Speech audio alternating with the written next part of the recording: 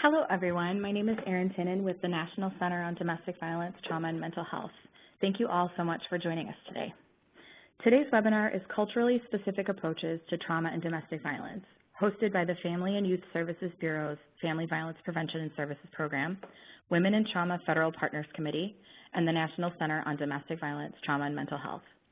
Our speakers today will be Shondell Dawson, Senior Program Specialist, Family Violence Prevention and Services Program, ACF, Carol Warshaw, MD, Director of the National Center on Domestic Violence, Trauma, and Mental Health, Gwendolyn Packard, Program Specialist of the National Indigenous Women's Resource Center, Kathy Sanchez, Environmental Health and Justice Program Manager and Project Manager for Tewa Women United's HIV/AIDS Awareness Program, Julie Avalos, LSW Vice President, Health Promotion and Wellness Division, Congreso de Latinos Unidos, Inc., Chick Dabby, Executive Director, Asian and Pacific Islander Institute on Domestic Violence, and Umi Hankins, Co-Director, Institute on Domestic Violence in the African American Community. Before we get started, I'll go over some of the technical details of the WebEx software that we will be using for today's webinar. Many of these details are explained on the Using this WebEx System tab in the upper left-hand side of your screen. Please be aware that your screen might look a little bit different depending on whether or not you're using a Mac or a PC. On the right-hand side of the screen, there are multiple boxes. The second from the top is the chat feature. This feature will allow you to provide feedback and share resources with your fellow colleagues, as well as get in contact with the trainers or myself if you have any questions regarding the training content. You may contact Jennifer Curley, also with the center, if you have any questions troubleshooting the WebEx software. To do this, click the down-facing arrow and select the person you would like to contact.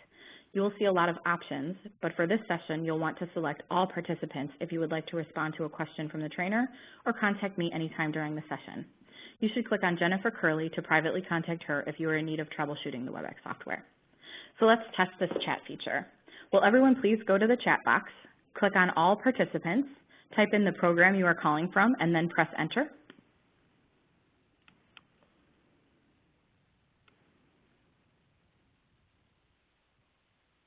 Wonderful.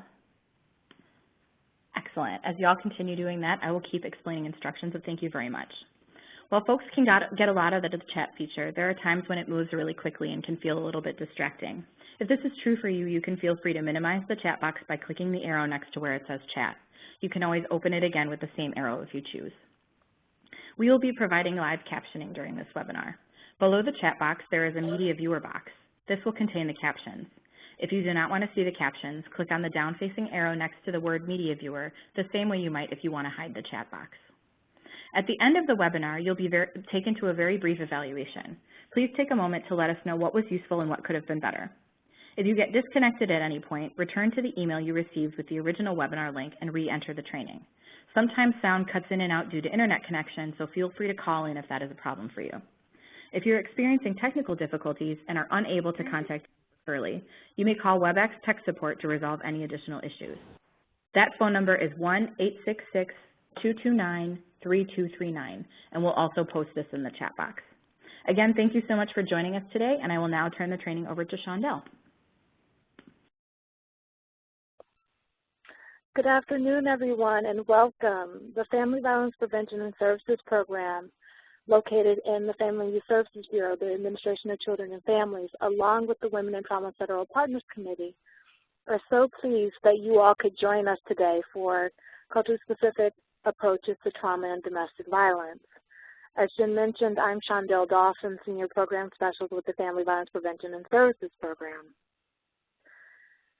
And we are bringing this webinar to you today as part of a larger effort that we've been committed to nationwide in raising awareness about the impact of domestic violence, trauma-informed approaches to working with survivors, and also investing in culturally specific communities. For more than 30 years, the FIPSA program has been partnering with not only national organizations, local domestic violence programs, tribal programs, and culturally specific communities to address the impact of domestic violence and trauma. The FIPSA program supports a network of domestic violence services across the country, including not only local domestic violence programs, state and territorial domestic violence coalitions, tribal domestic violence programs, a national domestic violence hotline, and more than 9 national resource centers culture-specific institutes, and specialized resource centers focused on health, mental health, legal system, as well as domestic violence and trauma.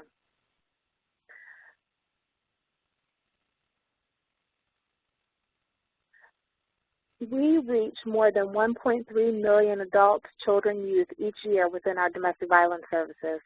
So we're well positioned to understand that there is a significant need for offering multiple levels of different types of support that is not only trauma-informed, developmentally appropriate, as well as culturally relevant for those that are accessing our services. And this webinar today represents our continued work to build the capacity of our grantees to have a deeper understanding of what we know about what works, what has the potential to work for families and individuals impacted by trauma and domestic violence, and what we can do to continue to spread best practices across the country. Our partnership with Dr. Carol Warshaw and her team at the National Center on Domestic Violence, Trauma, and Mental Health, along with our culture-specific resource centers, has significantly helped us move forward in strengthening our focus on trauma-informed approaches, as well as working within culture-specific communities. We're committed to expanding not only responses across our programs and working with our federal partners, but also looking at ways that we can focus on resiliency, protective factors for children and youth exposed to domestic violence, and thinking about supporting their relationship with their non-abusing parent and supporting that bond. We also have a focus on looking at trauma across a lifetime because we know that folks, unfortunately, can experience multiple forms of trauma from the time they're a child through adulthood. We invest a significant amount of time in fostering collaborations with domestic violence service providers, mental health professionals, and trauma experts, as well as expanding our work around culture-specific communities, specifically looking at trauma-informed programming with a discretionary grant program we launched last year. We're committed to raising our awareness around trauma-informed and culture-specific programming, helping others seek opportunities to foster meaningful partnerships with culture-specific community-based organizations, and also building partnerships with culture-specific organizations and researchers, as well as experts within the domestic violence field, and prioritizing training and partnerships to increase not only our work around trauma-informed practices, but ensuring that things are culturally and linguistically appropriate. So the FIPSA program works within not only HHS, but across the federal government to help ensure that service providers and agencies have an ability to recognize domestic violence and its impact, to respond appropriately with trauma-informed approaches, and to help connect families and individuals to appropriate services that we support within local communities. And what that looks like is our partnerships with not only our federal partners, but connecting them to our grantees, such as the National Center on Domestic Violence, Trauma, and Mental Health, to do capacity building, where we host webinars, where we provide resources and tools and fact sheets on their websites. We have worked with our grantees to offer them intensive support over a multi-year project in supporting trauma-informed approaches at a statewide and local level. We've also done research around what the literature says related to domestic violence and trauma, and then we've been building and sharing a multitude of collection of resources.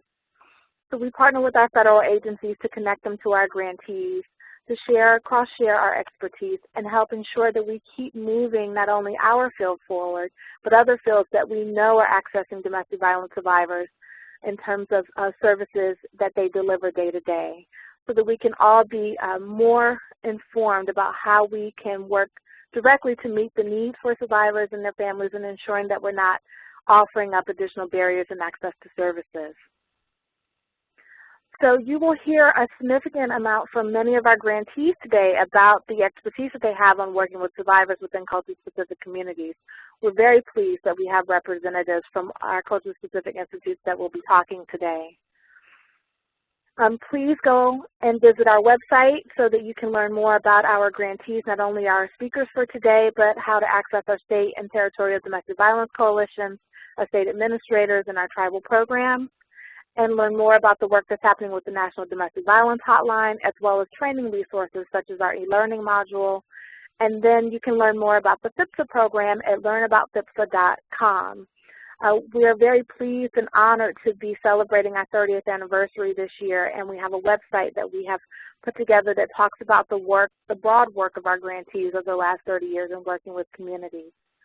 I want to thank you all very much for joining us. I'd like to thank Dr. Carol Warshaw as well as her team at the National Center of Domestic Violence, Trauma, and Mental Health, as well as our speakers.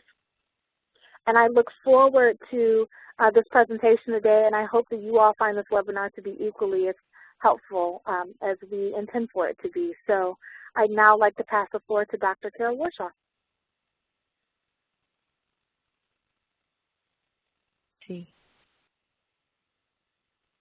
Okay. I was trying to control it myself. Well, thank you all for joining us. We're really thrilled to host this webinar and to host it with a wonderful panel of presenters, all of whom I personally learned a lot from over the years. We're going to talk about trauma in the context of domestic violence. I'm going to talk about that in the context of culture and community, but not only how this translates into culturally specific programming, but also how it stretches our thinking and understanding about trauma in general. So I'm going to frame, I'll talk a little bit framing the issues and then turn it over to my wonderful colleagues who will highlight key aspects of their own work. Gwen and Kathy will be talking about domestic violence and violence against Indian women and trauma in the context of generations of historical trauma and trauma of colonization, but also about the kind of holistic approaches to healing and transformation that come from their communities that I think really stretch all of us to think in much more balanced and holistic ways about what it means to heal and what it means to transform harms.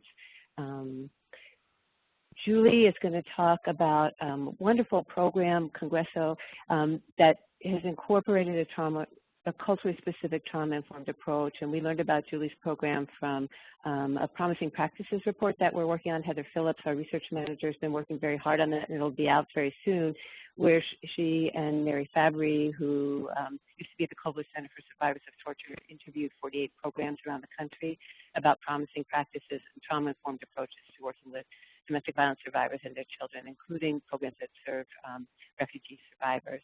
Chick Dabby, who provides her razor-sharp analysis not only of trauma in Asian and Pacific Islander communities, but also the experiences of trauma that women experience who are here as immigrants and refugees, but also her understanding of gender-based violence and the social political forces and ideologies that hold that in place. So that not only is her work touch what happens on the ground and is rooted in the myriad experiences of people experiencing multiple types of trauma that often which is culturally specific, but also the political analysis that helps us think about how to address these complex intersecting issues. And finally, Umi Hankins from the Institute on Domestic Violence in the African American Community will talk about a project that we've worked on together at Transformation Detroit and what it means to do culturally specific trauma-informed work in the Black community where entire communities are affected, and it becomes critical to engage and mobilize the community as a whole to come up with, again, solutions that aren't just individual but are holistic as well. So the arrow is, it worked. Our center, National Center on Domestic Violence, Trauma, and Mental Health, is designed to improve program and system capacity, as Shondell said, to serve survivors and their children, to address the range of effects of trauma across the lifespan, and to help partner with our colleagues to develop culturally relevant responses to trauma and healing. So what I want to do is talk about a couple of things that a couple of ways that we normally talk about trauma and trauma-informed work and expand them to think about them in the context of culture and also in the context of domestic violence. So the first thing I wanted to touch on was how do we expand our definition of trauma. We often focus on individual trauma, on childhood abuse and neglect, adult or adolescent sexual assault or abuse by an intimate or dating partner, as well as individual effects of combat trauma and military sexual assault. Yet many people experience collective forms of trauma as well, trauma that affects people as part of a particular community, culture, or group, and experiences that continue to affect individuals and communities across generations. For example, the ongoing legacies of trauma resulting from slavery and colonization, the trauma of war, poverty, and displacement and persecution, the trauma of trans and homophobic and gender-based violence, as well as the insidious trauma or micro-violations of objectification, dehumanization, and marginalization that many people experience on a daily basis. And when the majority of people in a given community experience an adverse childhood experience score of 8 or 10, as we learned from Gwen, then the trauma is no longer just individual, it's collective as well, and the solutions may also need to be collective. When we talk about interpersonal violence, we're also talking about betrayal, whether by an individual or as a community, a betrayal of the social contract. Both may have cumulative effects, and both may involve ongoing exposure and risk. One of the challenges of framing things in terms of trauma as opposed to abuse, violence, or oppression is that one focuses on the impact on the individual or on entire cultures or communities, and the other incorporates an understanding that there are individuals and systems that are responsible for generating these traumatic experiences. Hence the need for a more integrated trauma social justice approach.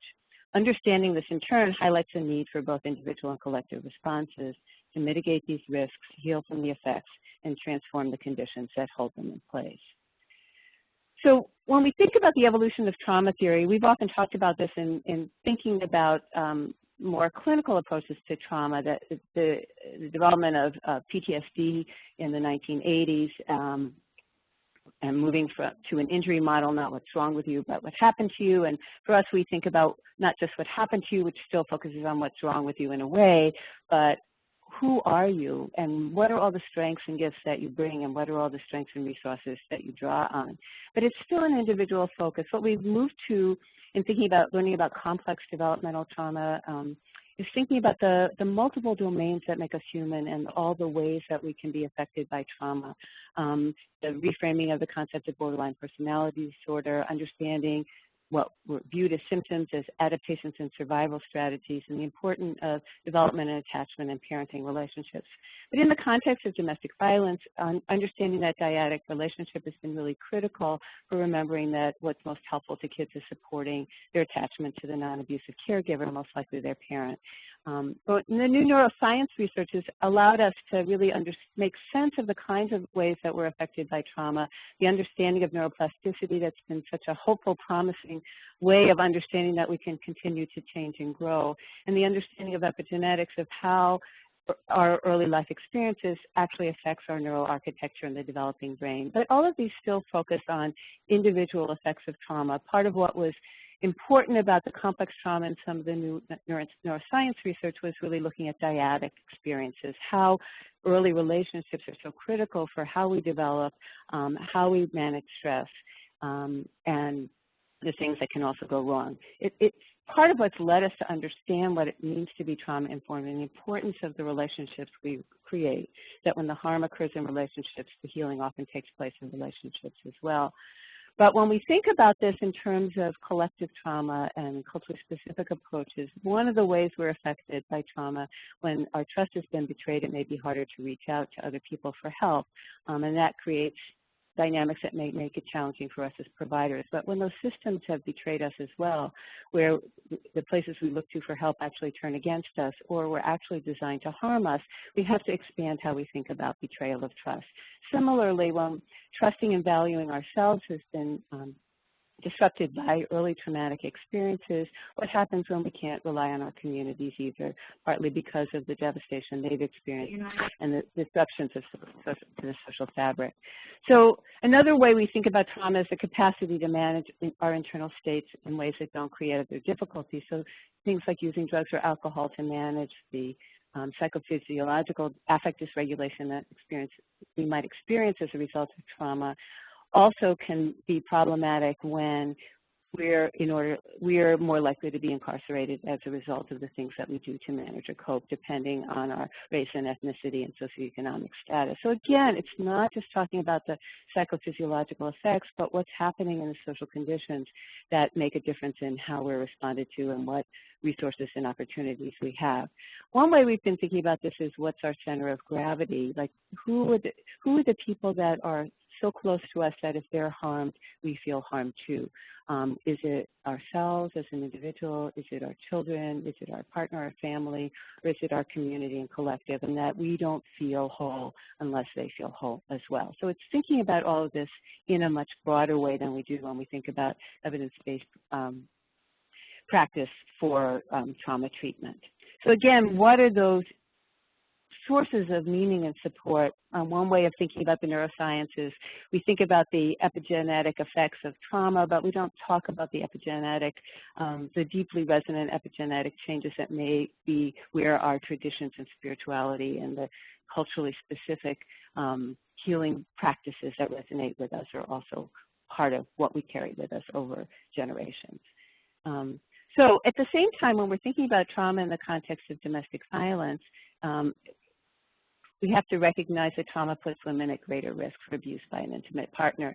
This is from a survey that was administered by the National DV Hotline, and the report is on our website. Basically, I'm going to skip the details of these slides because of time, but we saw that an alarming number of callers, both when we looked at mental health coercion and substance abuse coercion, that their partners showed a disturbing pattern of their partners actively undermining their partner's sanity, sobriety, and parenting, calling them crazy, calling them addicts, undermining their sobriety, deliberately doing things to make them feel like they were losing their minds. And then what partners would do was then undermine their efforts at recovery, try to control their treatment, sabotage their efforts at seeking help, and then try to control their access to resources by undermining their credibility with treatment providers, with the police when we're afraid to call the police, and with the courts, particularly around custody.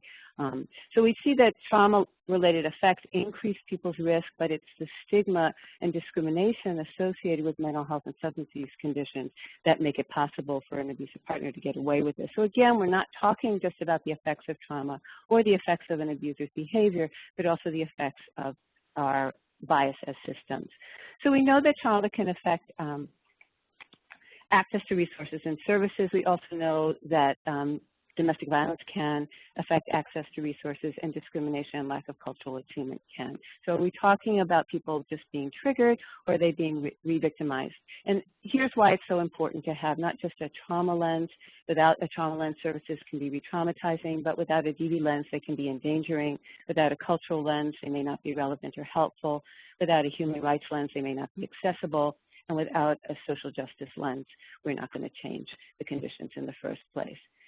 So when we understand the impact of trauma, a trauma-informed approach is a logical next step. And again, recognizing the effect of trauma on ourselves and our organizations.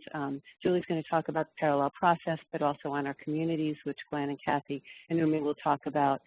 Part of what the essence of being trauma-informed is both counteracting the experience of abuse and oppression, so every way that it feels to be violated, objectified, and dehumanized, what we want to do is to the opposite, the antidote, to counteract those effects. And the other piece is mitigating the effects of those abuse. And again, thinking about approaches that are culturally specific and culturally resonant. So this is just to show that, we're part of the equation. It's not just what happens in our interactions of vicarious or secondary trauma, but also the trauma we carry from being in organizations under siege and living in a world that is traumatizing in many ways. So it's not just the impact of trauma on ourselves, but also on our interactions with the people we work with, and the critical need for resources and support from not only our organizations, but from federal policymakers and funders. So these are some of the domains, and again, these are part of our accessible culture, DV, and trauma-informed services and organizations self-assessment tool. The important thing is to think about how a culturally resonant approach, culturally meaningful services and programs, culturally relevant partners are critical. And what organizations who have done this work, mainstream organizations who have made a commitment to be culturally relevant, are the commitment to stretching and learning and being part of the communities that they're serving. So again, just to highlight, when we talk about trauma-specific treatment in the context of DV, we're talking about survivors who are often still under siege, that many treatment modalities look at healing the effects of past abuse and not ongoing risk, and they're often symptom-focused and don't look at the multiple domains that are affected. So again, we need to have research priorities that address all of these complexities and methodologies that actually allow us to capture them. This will be in your slides, so you can see this is a way of looking at all of this in one place, and remembering that being culture deviant trauma informed means embodying in our own organizations, practices, and communities the world that we want to create. Thanks. So now I'm going to turn it over to to Kathy and Gwen.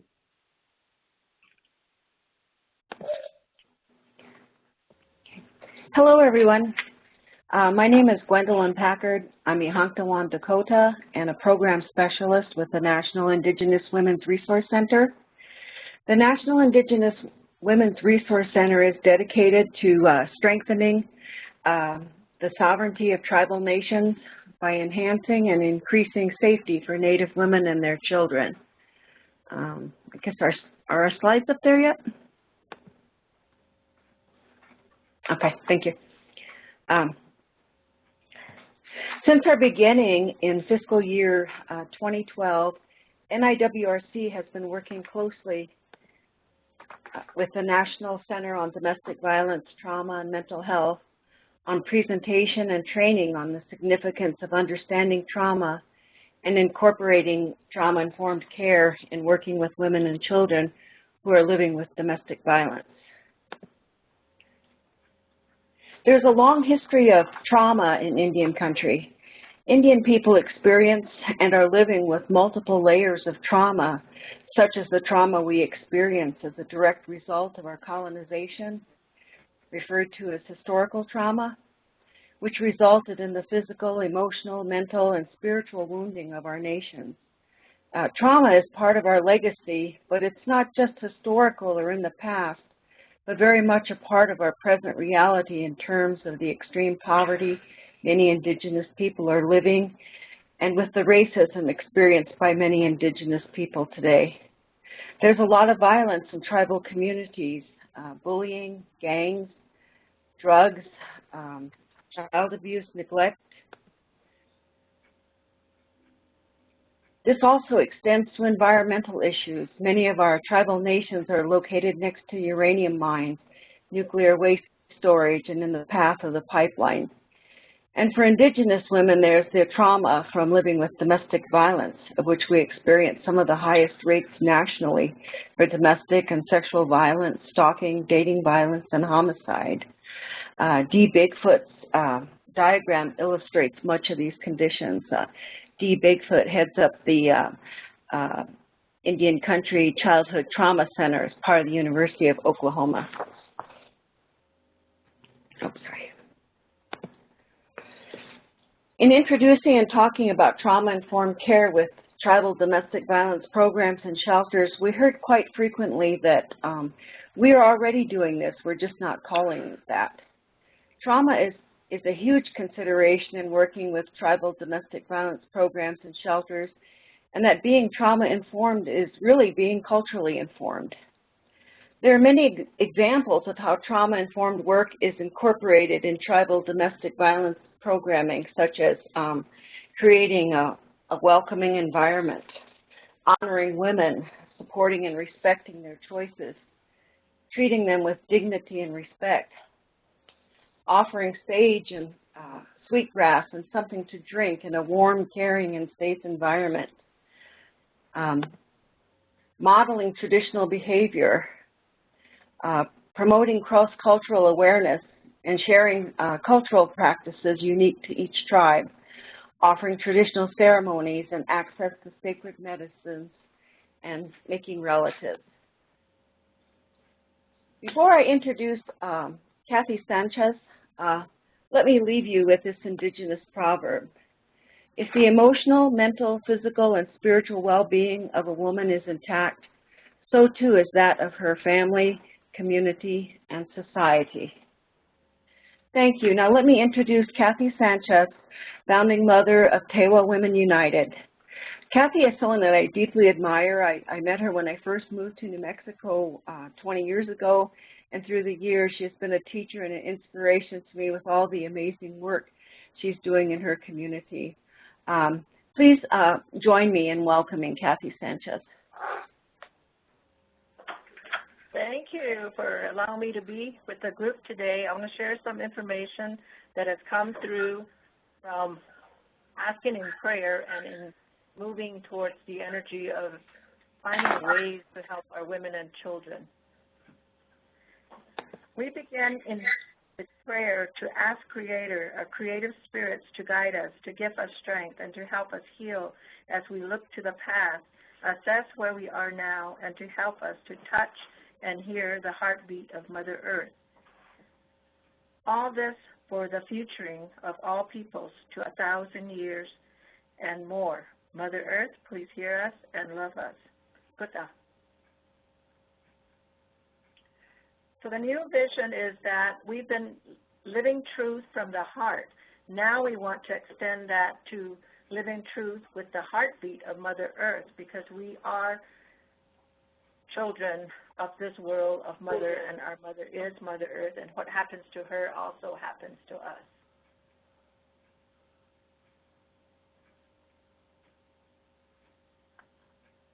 Okay, I'm clicking, but it's not moving.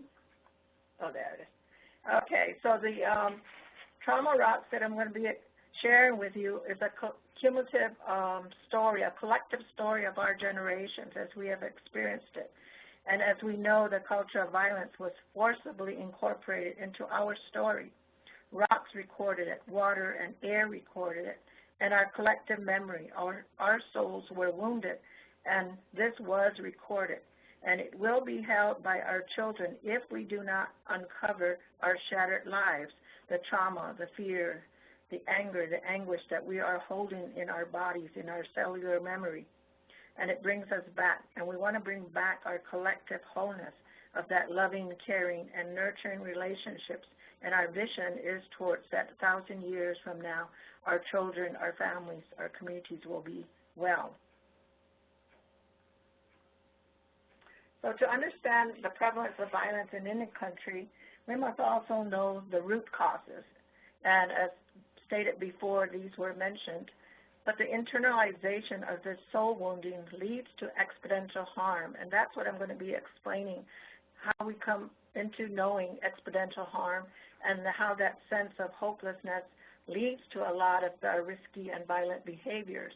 And as someone coined, gas that we hold in is the guilt, the anger, and the shame.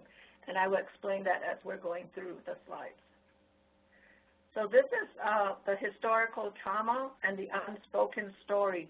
And remember, the word history is like his story. And so someone else coined her story. So this is her story that we want to relate. And it's been silenced.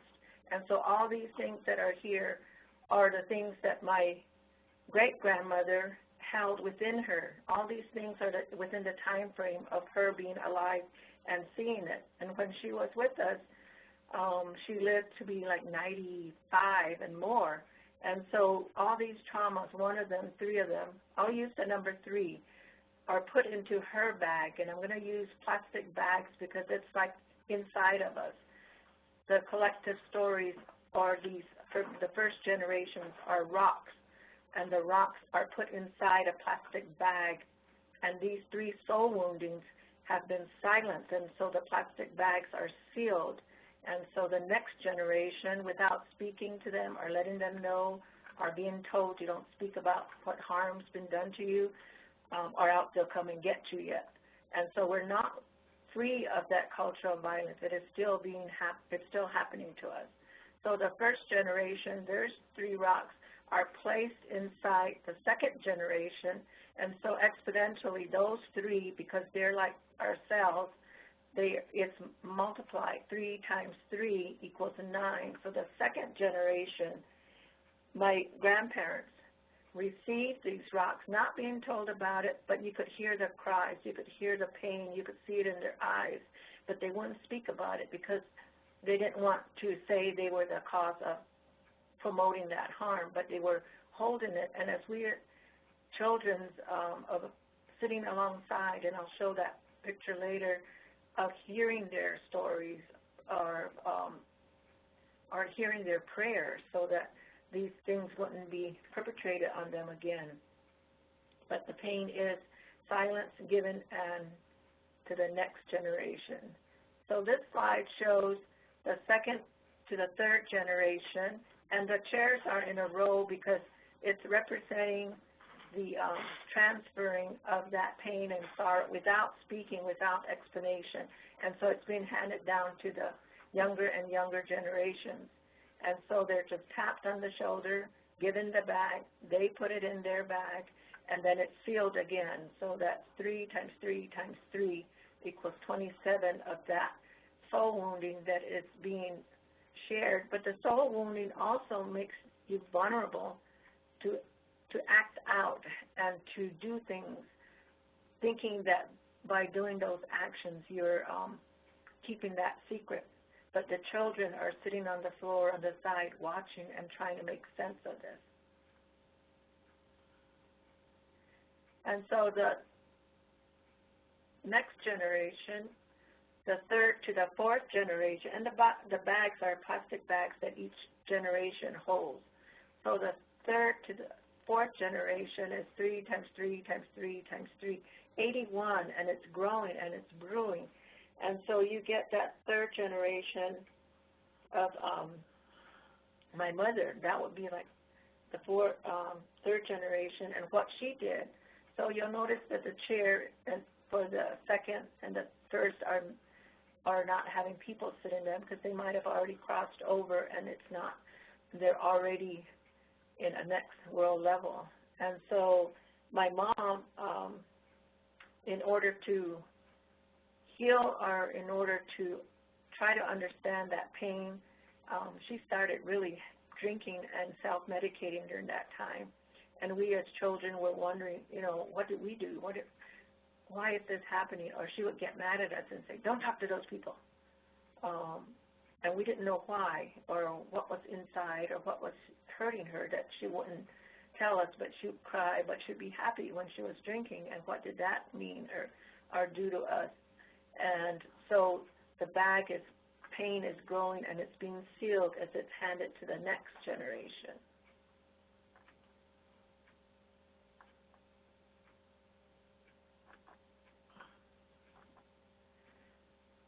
So as we are feeling the emotions and of this unspoken burdens, our baggage, the bags that we're carrying inside, our soul wounding, leads us to have self-doubt, feeling inferior, I'm not worthy, I'm a nobody, so my parents didn't pay attention to me, they were just gone, or why was my mom gone, and then why was my dad always there, so he must be the good guy, and my mom must be just weak, and I'm starting to hate all these things that she's doing to me or to us, or so self-hate starts, and it's like we, the children, are starting to do these things, thinking maybe I caused it, maybe I'm the one. And so then the silent treatment, and those things start to build up. And as you can see in this slide, the first generation being further back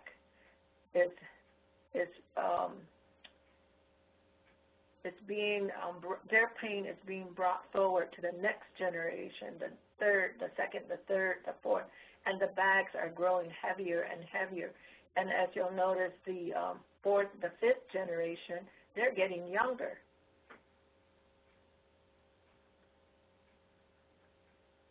So the fifth generation, with those sealed wounds, with those not speaking about it, and that adds to their current personal traumas and things that are happening around. But you'll notice that from the fourth, the 243 have increased drastically to the fifth generations, which is 729 rocks. These rocks are the cells inside your body holding that pain and that sorrow. That's why it's exponential, because once one cell is harmed, like in cancer, it spreads to the other healthy ones. And pretty soon, if you're not doing the releasing, then the children are the ones holding this without no explanations of the anger, or then they're starting to feel guilty and angry and shamed, and they're going to take things into their own hands. And so the sixth generation, if we're not helping to do the healing process with them, are ours in the back, then the 7th generation is going to have 2,187 rocks, and the bags look huge. The rocks are being handed to them are already big, but theirs is exponentially harming them. And so we wonder why we have high suicide rates. We wonder why our children are raising themselves.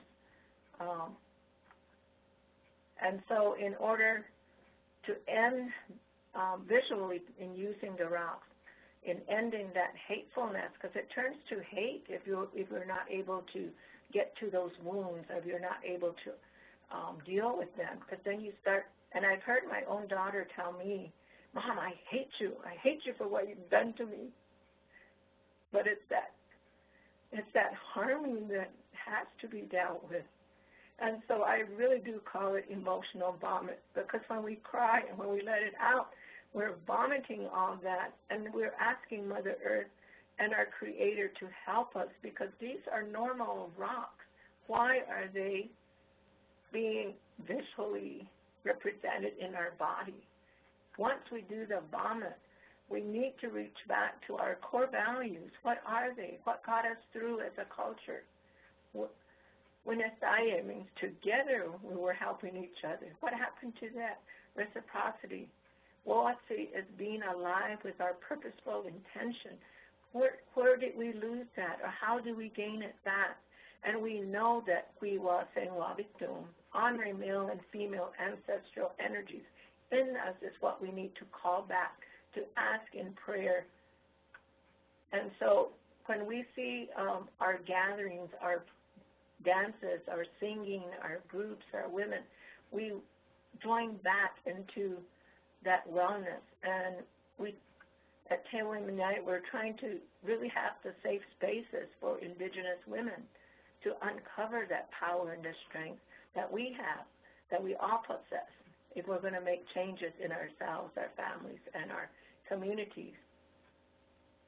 And again, all of you have core values, and these are just some of the ones that we've been highlighting in order to get back to, and we even have a program called Akging, respectful and caring and nurturing each other and getting back to our connections with Mother Earth, and not let environmental violence destroy us, but Sigi Mabe, loving, looking out for each other and caring. We need to get back to our children to learn that. So Trauma rocks, again, if they're cleansed and given back to Mother Earth, these rocks go deep down into her beingness, back to be melted and molded and shaped. And these rocks can also be our building blocks for our houses, for our sidewalks, for our polishing stones. I mean, so we just transform that negative outlook or negative ways, and we come full circle. We do back into our calling our ancestors to help us, to guide us, and we then end that linear line of that silence of handing trauma rocks back to the younger generation. So circles are very powerful, and being together is very powerful. And so coming back full circle, we have our circle of grandmothers, we have our women's wisdom, we have our youthful wisdom in the Akging program, we have men's peace circles. There's a lot that all of you probably have also in your programs that help bring back your cultural integrity. And it's all cultures, all ages that need to have these come full circle again. And so this slide is just telling a little bit about how we do our braiding Opita models. I won't go into those, but you'll get them in the slides. And so this is our address and my web email address, so you can write to me if there's anything else. But I just wanted to briefly go into that, and we can take questions and answers later. Thank you. Thank you, Gwen and Kathy. That was wonderful. Julie, if you want to start. Sure, thank you. So again, my name is Julie Avalos, and I am with Congreso de Latinos Unidos, which is in Philadelphia, Pennsylvania. And if I can change the slides. There we go. So Congreso's mission is to strengthen Latino communities, and we're located in the section of Philadelphia which is highly concentrated with Latinos, and we take a comprehensive approach to what it means to strengthen the communities through a continuum of services that include social services, education, and work readiness, as well as health services. The agency itself serves over 15,000 clients a year, really with ensuring a comprehensive approach to increasing protective factors, to addressing diversity or adversity, and knowing that oftentimes we're able to connect clients to a continuum of services when they come in and perhaps just access one service. So 50% of the clients enrolled are enrolled in more than one program, really with the goal of increasing protective factors and fostering collaboration and addressing diversity. Our domestic violence program, the Latina Domestic Violence Program, was the first in the state across Pennsylvania to really look at what it means to be a victim of domestic violence within the context of the Latino culture. We were the first to really recognize that the experience that Latina women face is different than those of other cultures because of their experience, both within the context of their culture as well as the experience of trauma that they are being impacted by. So our Latina Domestic Violence Program serves about 3,000 Latinos a year in the community. 75% of those, we serve 3,000 a year, but 75% are Latino. The community is mostly Puerto Rican, with 60% being Puerto Rican, 10% being Dominican, and 30% being of Mexican or South American origin. The program addresses the community through different services, including adult and child advocacy, support groups that we do both with adult and child survivors, housing and rental assistance, a 24-hour hotline, as well as community education and awareness. The program staff itself is very similar to that of the community in which we serve. We have 4 full-time advocates and 1 child advocate who are also from this community, who are also Latino. They are fully bilingual and live within this community as well. Through our services, we recognize that experience of trauma is very personal and that it is really experienced and shaped by the social and cultural context in a person's life. We recognize that cultural factors can serve as a protective factor for many of the community members that we serve, but we also recognize that culture can lead to a more trauma-impacted individual, and it really, again, is shaped by the individual perception and impact of that trauma, as well as the culture in which the individual exists. Some of the things that we really explore when working with Latino clients is understanding race, class, and gender roles, the role of machismo with males, and really understanding the Latino community looks as males as being the breadwinner, being the one that holds the power in the context of the family, and the one who defines who has what role. We also know that with Latina women, they oftentimes wear a gender hat that is more self-sacrificing. So Latina women being more submissive, not necessarily speaking up or feeling like they have the power to speak up, but that they are more self-sacrificing and giving up to make sure that their emotions or their experience are second to that of what they should be doing to keep the family together. Language is something that we see can be more trauma impactful for folks who do not have access. Lack of translation services is something that we see very often that can be re-traumatizing. And also crisis response, immediate crisis response to an event that may happen if it's not done in a native language can be very re-traumatizing for those that are not English speaking. citizen status, really understanding how being documented versus undocumented can be extremely re-traumatizing to those who are living in the face of violence. Religious roles, the institution of marriage, and the stigma that's attached to speaking out against what may be happening in the family, the thought of the stigma and the aftermath of disclosing violence and or breaking a family apart can be extremely traumatizing to an individual, and knowing that when you come from a root of strong religion and values that really come from familia or family and marriage, that can be extremely challenging. And that also plays into family roles. Trauma-informed care, so really, as was mentioned earlier, is really an approach to engaging people and understanding their histories of trauma in the context of culture, both, again, as culture being something that can create adversity as well as serve as a strong protective factor. Recognizing the impact of violence in the lives of individuals and also understanding it to be an individual experience. We know that services can be designed to accommodate the vulnerabilities of trauma-impacted people and making sure that there are universal precautions so that someone is able to feel like they are in a culturally relevant and safe space from the moment they are walking into the door. Trauma-informed care through a cultural lens also includes awareness that services can intentionally or unintentionally trigger someone's trauma, and culture can play a very strong role in this.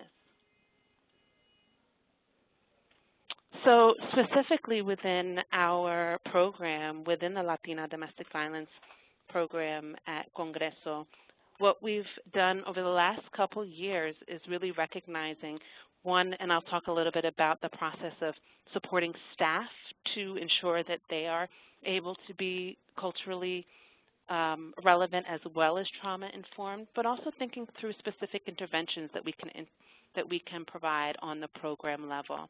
So over the last 3 years, we've been using the TREM curriculum and running cycles of TREM group, and TREM stands for Trauma Recovery Empowerment Model, and it's a curriculum by Maxine Harris that is in Spanish. It's in English and Spanish, but we've been really successful in being able to use this curriculum to address both themes of betrayal, being able to process feelings of guilt that Latina women often feel by speaking out against their partners, as well as processing and thinking about shame and how that can be very real for survivors, but really finding a way to use the group to empower women to move from being victims to being survivors. Those sessions are about 24 sessions, so it's a long curriculum, but we've been successful in being able to engage survivors into these groups. We've also done groups with adolescent females and males, so the TREM curriculum has a girls' TREM curriculum as well as a males' TREM curriculum that we've been able to implement with adolescents, many of whom are children who have been exposed to domestic violence while they were growing up. Another intervention that we've universally integrated into our services are what we call trauma-informed parenting education, or parenting after violence. And this is really psychoeducational trauma sessions with parents, empowering them with the information to understand how exposure to violence have impacted their children, really empowering them with the information of how exposure to trauma can both have a physical as well as a biological impact on their children, and how they can use intentional parenting strategies that are trauma-informed in order to create resiliency within their family and their children. The other thing that we've done with this parenting education is knowing that with Latino families, oftentimes you have multi-generations living in a house. So if we provide this information to the non-offending caregiver, we may not necessarily be engaging the family or la familia in the way that we should. So we're looking at who are the tias and tios, who are the aunts and the uncles that are helping to raise that child, where are the abuelas, the grandparents in that generation that might have an impact on what type of interventions are happening in the home with that child. So we bring families together and provide psychoeducation around the impact of trauma and really destigmatizing it. Within the Latino community as well, there's a lot of stigma to mental health or mental health symptoms that might naturally occur as a result of trauma. So really helping folks and communities understand that tú no eres loca, you're not crazy, you're human. And as humans, we respond to trauma in such a way, and these are some of the things that you may experience, and these are some of the things that your children may experience. We've also really looked at how we provide child care. So we're not a licensed facility or provide child care per se, but we know that Latina women are coming to services and they're bringing their children with them. So even though their children may not be getting individual care, we look at this as an opportunity. This is an opportunity to engage the children as they're waiting for their parents while they're in support group, or maybe while they're in an individual session. And we'll take groups of children, and instead of just providing an opportunity or space for them to stay and someone to sit and watch them, we intentionally try to create a trauma-informed environment for children to enter. So that may look like a rule that infants cannot be propped bottles. They need to be held. And children need to be, you sit on the floor and you play with them. So really being able to also model for parents what it means to interact and build relationships with children. The other thing that we've done is creating a mental health integrated model. We have currently staff who are trained on trauma-focused cognitive behavioral therapy, and through our support are able to provide a warm handoff to therapists who can provide an integrated mental health approach. So, Julie, it's only about a minute left. So, okay. So quickly, I'm just going to say, you know, recognizing that being trauma-informed in the context of culture is a journey. It's a process. It's not an event. And we've done a lot of work as well with staff to help them recognize their own triggers in order for them to empower them to help their clients do this as well. And we do this by incorporating elements of the sanctuary model, as well as creating safety plans and self-care plans for both staff and clients. And then here's just a list of the impact on services, which I reviewed throughout the presentation. And this is my contact information for more information as needed. Thank you. Thanks, Julie. That was really wonderful. Chick, do you want to start?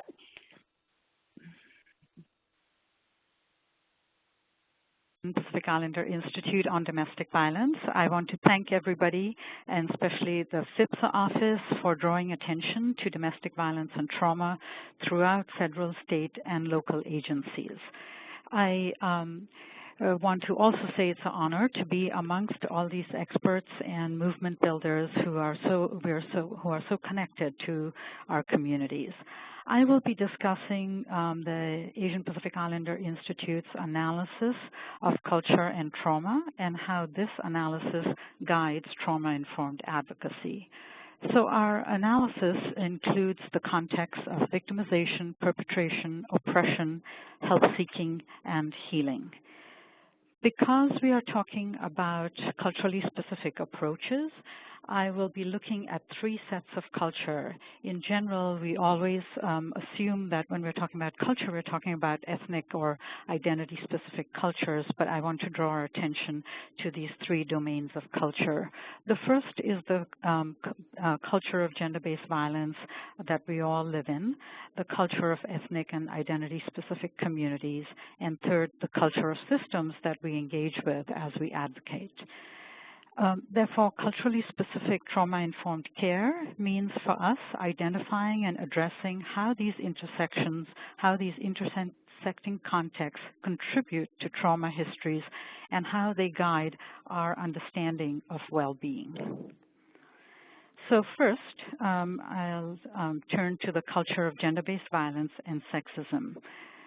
This is the landscape that devalues women and girls, people who are different, LGBTQ individuals and communities. This is the landscape that normalizes or minimizes abuse, blames victims, excuses abusers, ignores sexism, and promotes aggressive and gendered masculinity. So what you have on your screen is the lifetime spiral of gender violence. So what does the culture of gender-based violence and sexism look like? The API Institute developed this lifetime spiral to list violence at each life stage, and let's have a quick look. So here's just the whole spiral, followed by violence for infants, children, teenagers, young adults, and elders. And this is just a quick look so that we can get the broader impression and understanding of violence over the life course. So what are the implications of our understanding of trauma, given that we're looking at the lifetime spiral? First, I want to show that violence is historical in nature. It is not accidental, it is not bad luck, not bad judgment, not bad taste, not a single event. These are all things we know from our work. And this notion of understanding the historical nature of violence is actually part of being trauma-informed. One survivor who uses the lifetime spiral in her work now with other survivors said, what may have seemed like fluke events or my fault now has a deeper explanation. So the lifetime spiral makes space for survivors to see their cumulative trauma, in a different light. And it also creates the space for us as advocates to address issues that arise in our communities of victim blaming, etc. The second point that the lifetime spiral illustrates is that there are many types of abuses that girls and women are vulnerable to or may experience at different life stages. I want to emphasize the issue of vulnerability because whilst all of us may not experience violence, some of us may experience it at one point in our lives. For some, it might be a single event. But the vulnerability creates memories of fear that pervade our lives. So as we know, vulnerability or exposure can also be traumatic. Growing up in a home where your sister is being raped by your father can create a lifetime of vulnerability. The third aspect that the lifetime spiral illustrates is that there are various perpetrators located over the life course. So whilst we may see domestic violence whilst we see women coming in for domestic violence, basically if we understand the history of life course exposure, we see that there are various perpetrators located over the life course. The incestuous father, the stalker boyfriend, the harassing coach or clergy member, homophobic parents who force their children to disavow their sexual orientation, domestic violence, of course, by intimates, and caregivers or adult children who abuse their elders. So that the effects of gendered harms are being caused by a series of abusers shows us the history of trauma and resilience. And it also shows us how early traumatic abuse can start. So domestic violence may not be the first experience of trauma or gender-based violence, but it may be the first public disclosure that someone acts upon. Again, trying to connect it to the work on trauma, we see how if this is the first public disclosure, if this is an attempt for help seeking that is very positive, then how we can mitigate trauma through that lens.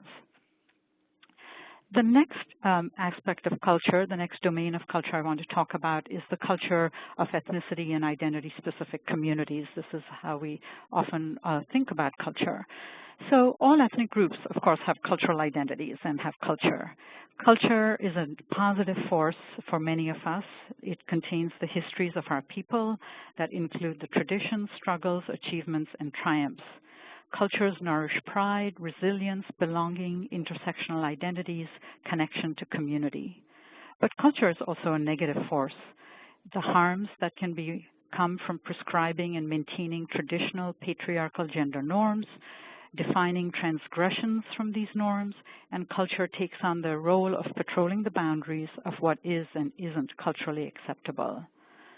Family and community end up acting as enforcers of culture, either by enforcing compliance through violence or rejection, or what one Asian gay advocate describes as death by 1,000 paper cuts. So what are the implications of looking at this culture of the way ethnic communities contribute to culture? I will contribute to trauma. I'll use one example of leaving to illustrate the culturally specific understanding of trauma and its implications for advocacy. So we look at refugee communities. Many Asian communities in the U.S. are from refugees who have come from conflict zones. When they leave their countries, they experience triple trauma.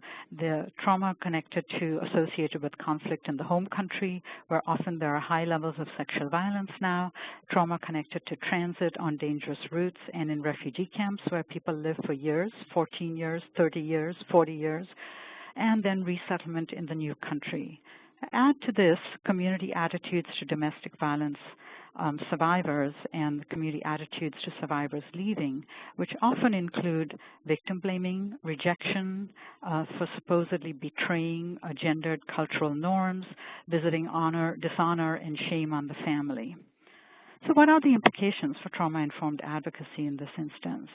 It's important for us as advocates to understand that for survivors, for refugee survivors, the meaning of leaving home is very complex and very connected to the refugee experience, which is so the meaning of loss, of leaving, is connected to experiences to the refugee experience. Individuals and family and community histories are connected to this notion of leaving, not just an individual decision.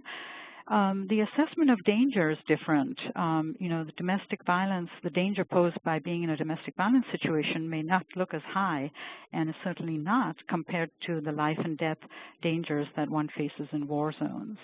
There's also a deep sense of loss connected to triple trauma for refugees.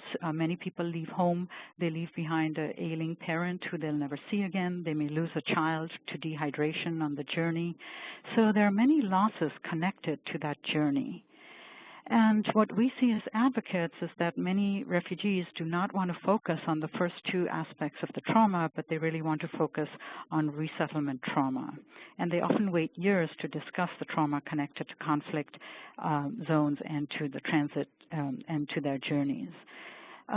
What I want to sort of connect this up with then is to show that in terms of being exiled from your home country and then being exiled from your community, which adheres to very traditional gender norms, we need to understand this nexus so that when we talk to refugee battered women and refugee survivors about leaving, we understand the nexus and where the trauma might lie, and therefore our interventions can be trauma-informed. I turn now to the third aspect of culture, the third domain, which is the culture of systems. And there are many examples for all of us that where we understand the culture of systems, and we've encountered the culture of systems and its trauma-inducing effects. So systems that have been designed to protect and fail. I'm sorry, I didn't advance the slide. Okay, so systems that have been designed to fail, to protect, can fail victims, create barriers, withhold resources, and of course even be punitive.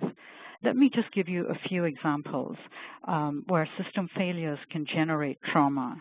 The system failures increase batterer impunity. We hear many times from women where batterers will say, see, even those folks didn't believe you. Even they didn't let you stay. Even they didn't want to help you because you're so crazy. So they increase batterer impunity. They also increase levels of endangerment.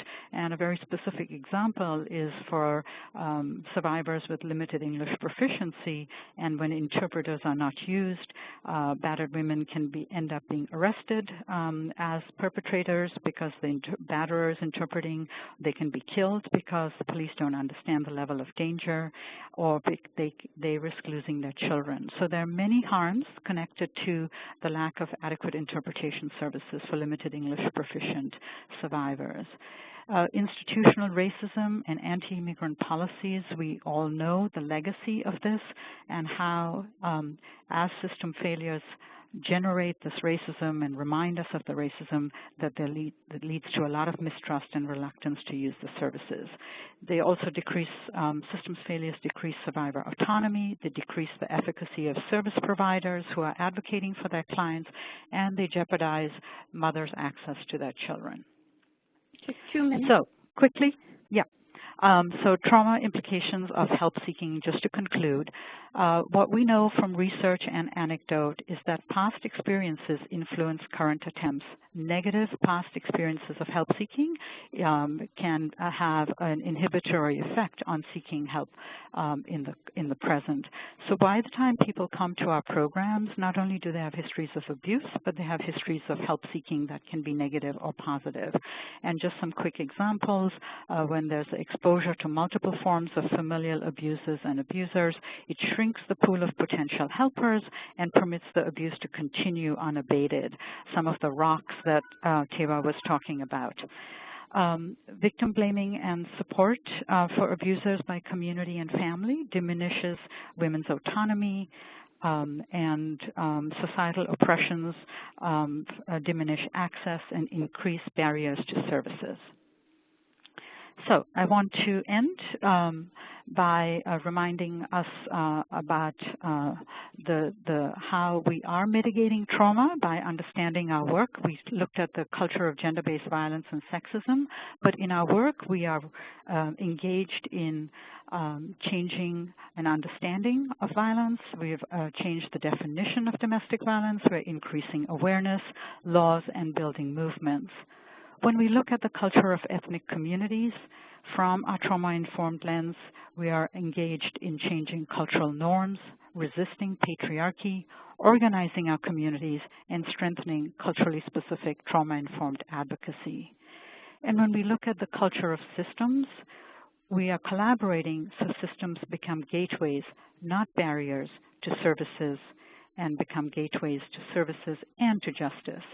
So this is to emphasize that we are all engaged in trauma-informed work as we engage with these systems and with the survivors who inform and inspire our work. Thank you. Thanks, Chick. That was really great. Umi, do you want to go next? Yes. Hi, I'm Umi Hankins, and I am the co-executive director of the Institute on Domestic Violence in the African American Community. I'm one of the co-founders, and we're about 20 years old, about 21 years old, and have been very instrumental in helping communities to ensure that they understand what are the ways in which we as communities can uplift ourselves. And I think that's what sort of differentiates the people who are on the phone and talking about the services that we do in culturally specific communities, is because we're trying to figure out how do communities stop the violence in their own communities? How do they ensure that they're providing the foundation for them to be able to heal? And because it is some self-work that we have to do. Okay, I see that that works. And so a few years ago in 2008, we had the opportunity to engage the Institute on Domestic Violence in the African American Community, IDVAC, had the opportunity to engage in forming and helping to form and organize an organization in Detroit called Transformation Detroit. And I do live in Detroit, but the Institute is housed out of the University of Minnesota. And so Transformation Detroit began to formalize, just as the Domestic Violence Resource Network was looking for a location to have a community meeting, which they were doing at that time every year. And I should say we were doing, because IDVAC is also part of the Domestic Violence Resource Network, DVRN. So in May of 2008, they came to Detroit, and we held this meeting, and we had about 200 people that came to the meeting to talk about the dynamics of what is it that we need to do in Detroit in order for us to begin to shape the healing of our communities. How do we need to think about this, and what are some of the things that we can do? And while that was some time ago, it has been a learning venture, truly a wonderful learning opportunity for us to say, how do we listen to communities, and how do we figure out what it is that communities need to do? We look at Detroit and we realize that this is something that has to happen, because in 2011 we had over 30,000 domestic violence offenses that were reported against African American victims.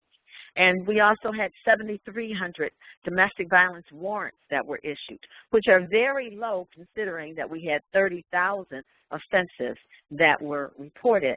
We had a high number of rapes as well, 450 cases of rape. And in 2009, we discovered that there were 11,000 rape kits dating back almost 25 years that had not been processed. So our community is one in which we really feel and continue to feel that involving the community, engaging the community is what has to happen in order for us to have a culturally specific response to healing the negative social ills and determinants that are happening within the communities where we live, the communities where we work, and where we raise our families. So Transformation Detroit is organized to be a catalyst to enhance the ability of constituents of the city. Excuse me.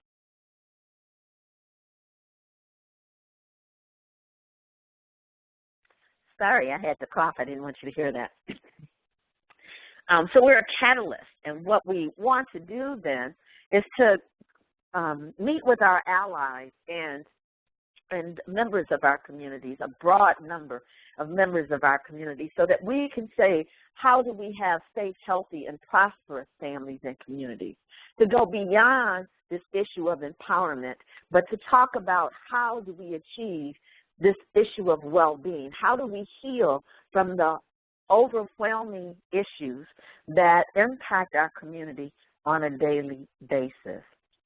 So we decided that what we wanted to do was to set up a steering committee, and this steering committee then was going to conduct some community assessments. And these assessments were going to look at the experience of trauma and mental health challenges that survivors of domestic violence were experiencing. And we wanted to see, how do we take this information and begin to cross-train members of our community, so members of various programs, members of various communities that live in Detroit, in order to ensure that we can rise above all of the things that are happening.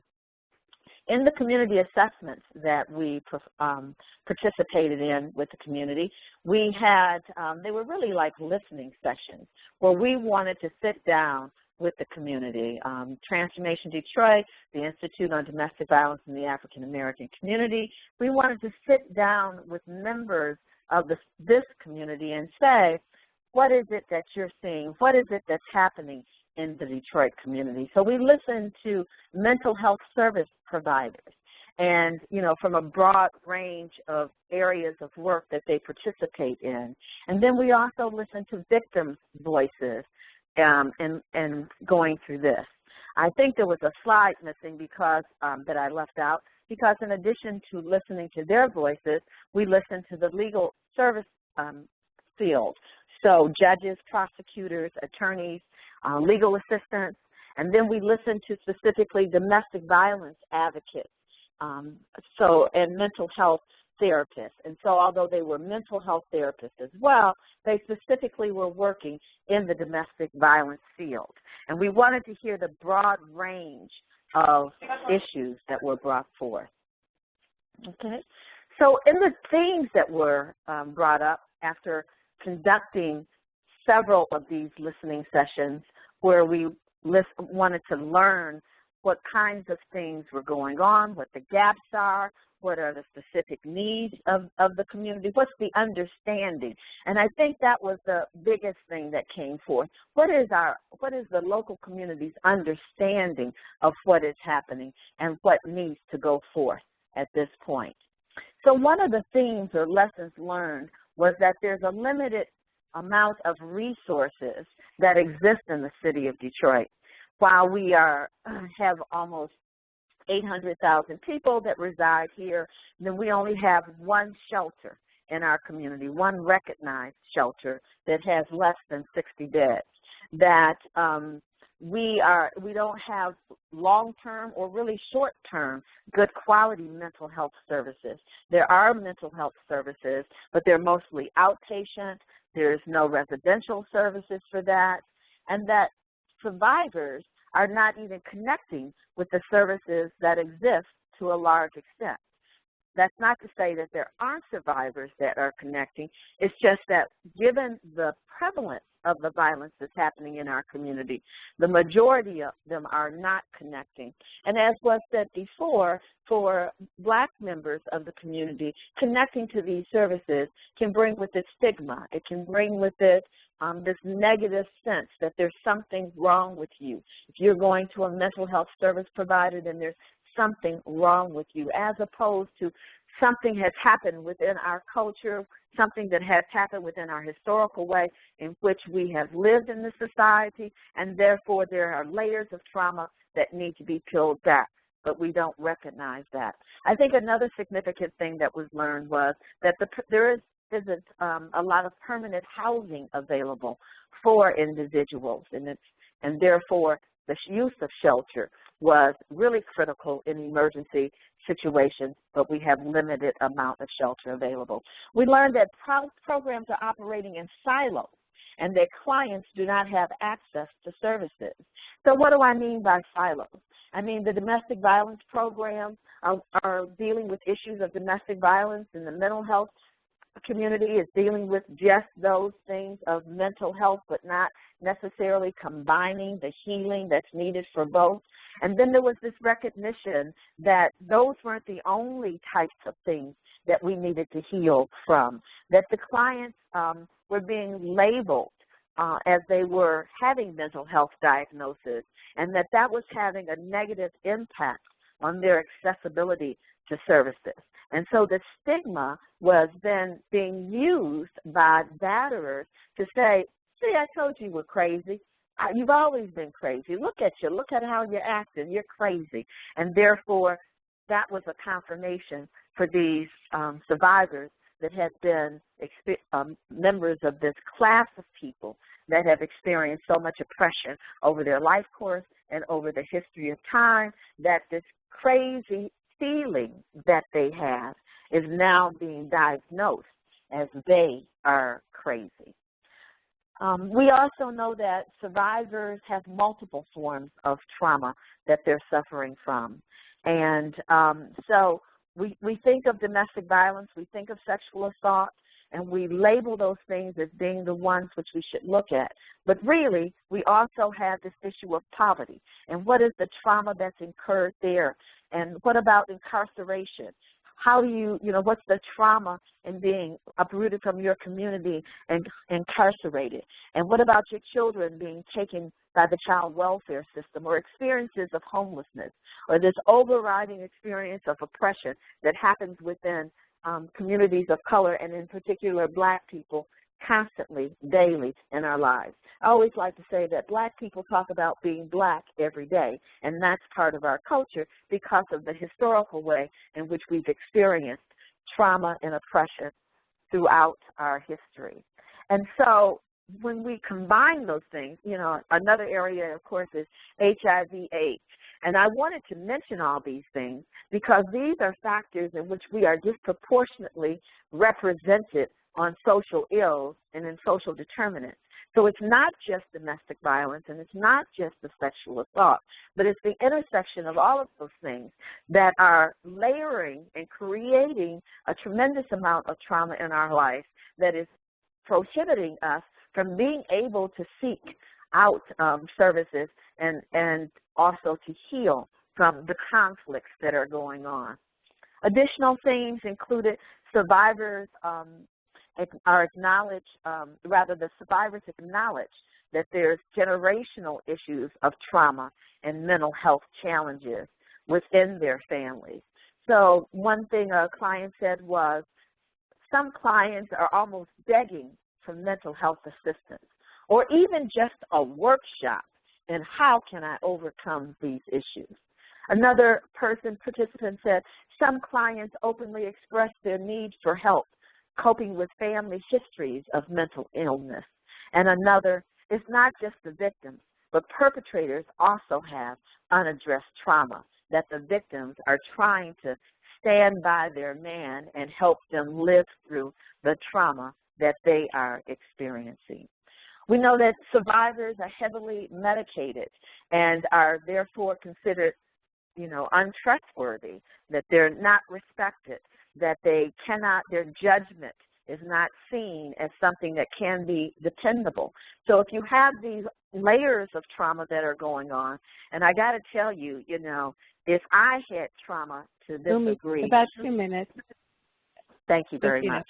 That I was experiencing on that level, that I know too my decisions may be questionable, but that being put on these medications then means that their cases, their domestic violence cases, are not considered seriously in the court, and so they're just dismissed because they don't think that they can be proven. And so survivors are over-medicated. We also know that survivors, and there's been a considerable amount of discussion on culture and risk factors, and so I'm not going to go heavily into that. But our culture does have risk, does create risk factors, but it also creates protective factors.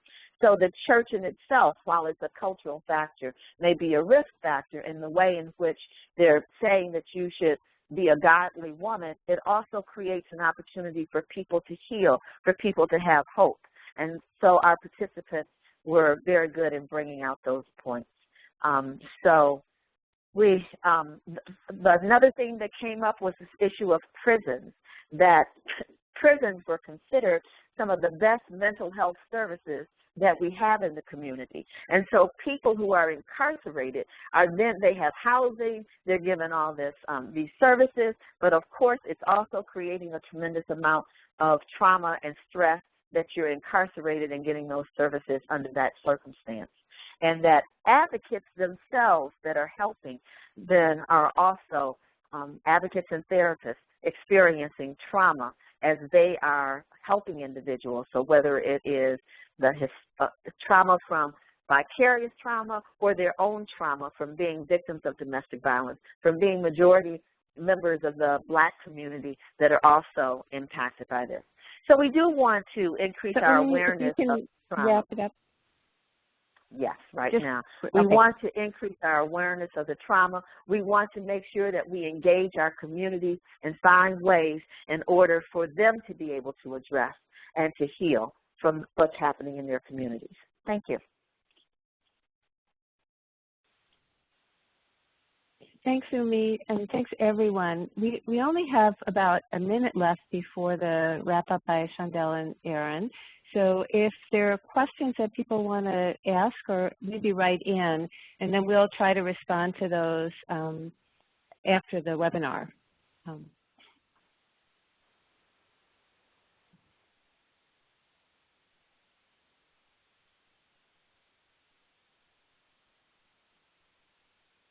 Well, it doesn't look like there are questions. Chandel, did you want to make some final comments? And then Aaron will do a final logistic comment.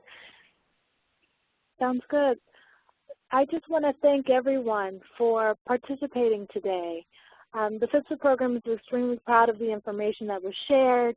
All of this brought to you by a partnership that we have with the Women in Trauma Federal Partners Committee.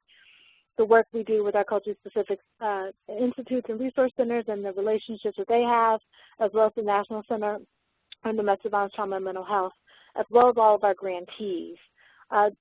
Being able to share this information, broadening awareness, as well as encouraging others to strengthen partnerships within the communities is very important to offering comprehensive services and support to the millions of families we know that are impacted by domestic violence every year.